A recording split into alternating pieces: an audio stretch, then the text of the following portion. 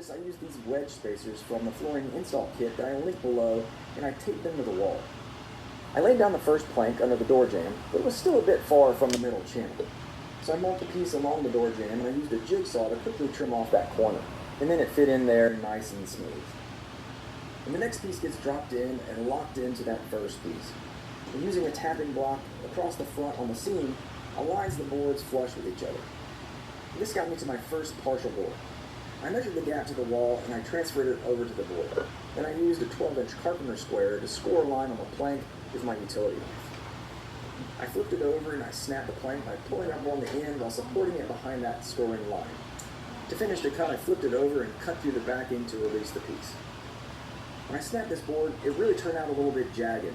It was because when I scored the plank the second time, the blade veered off that original line a little bit. So make sure if you're going to go over it twice, that you stay on that original line, or you're going to need to clean up the edge like I'm doing here. And hey, if you like what you're seeing so far and you haven't done it already, go ahead and hit that subscribe button.